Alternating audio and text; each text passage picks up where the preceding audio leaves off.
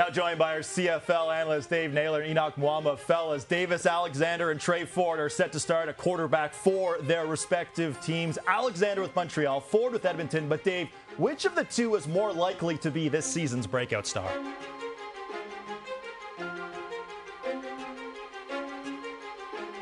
You know, I think it's going to be Davis Alexander. And the reason is, look, both these guys are going into year number 4 with their teams. So they've had lots of time to get acclimatized to the CFL and the environments in their respective teams.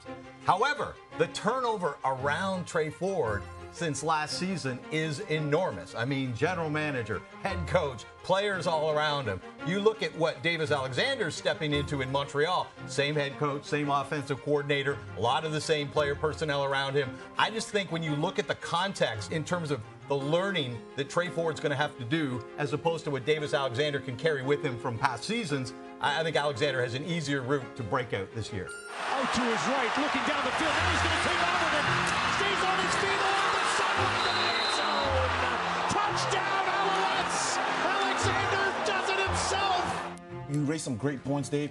But I also think that now it's very much known what Davis Alexander can do. So there's not that element of surprise when People you come and play against. They got film on him, and now he is the main starter. He's not just stepping in for Cody Fagardo. We know who the starter is going to be, and every team already has film on him as well as a training camp to prepare for him. And so that's going to be extremely challenging for him to take this team to a new level. However, you look at Tre Ford, yes, we know he's had challenges over the years, and he never really got comfortable as a starter. But guess what? Guess who's calling the shots for him now? A guy that did a really good job with Nathan Rourke. That's Jordan McSimic. And he's doing and I believe that he's going to do a great job with Tre Ford. I played against Nathan Rourke when he was at his peak, and one of the hardest things was he was so decisive, and Jordan McSimic allowed him to do that. He read fast, got rid of the ball really quickly, and we talk about dynamic quarterbacks. Tre Ford is just that, and his unpredictable, and I think that's what's going to help. Well, let me ask you, as a defensive player, if you watch tons of film on Tre Ford,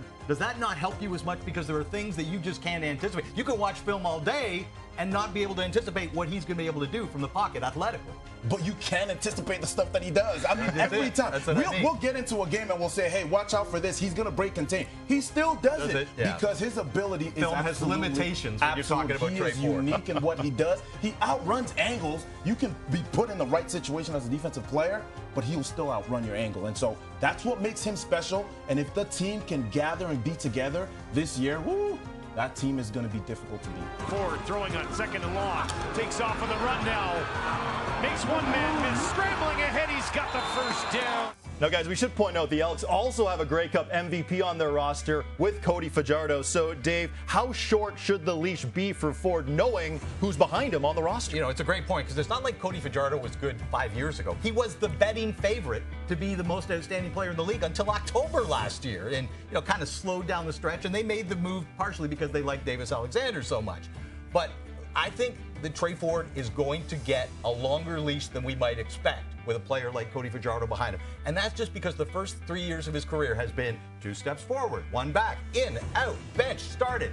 And I think that's tough for a player to develop. At a certain point, an organization has to commit to a guy and say, we're going to give you this leash. We're going to give you some time to figure this out. We know what the potential is you can bring to the position, so don't be terrified to make a mistake because you're not coming out of the game. So my answer is more than you might expect with a guy who's never been a full-time starter and a very good backup behind him. Now he's trying to get away, and he does. On the run, out to the left.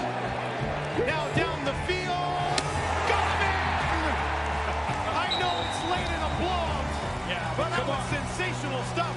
I mean, to me, McLeod, Bethel Thompson, Cody Fagardo, it's really the same person behind him. Accomplished, champion. They've done it before. Different style, but they're accomplished guys behind them. And so it's not about who's behind them as much as it is, will the coaching staff allow a longer leash for Tre Ford to make mistakes and allow him to learn and to grow through those growing pains. And so they will have to allow him to make those mistakes so that this team can have the success. And I think that was the intention when Ed Hervey decided to make him the starter the way that he did this past offseason. And confidence matters, right? He's been anointed the starter in the offseason. He's been given the whole offseason to work through the playbook, work with the new offensive coordinator.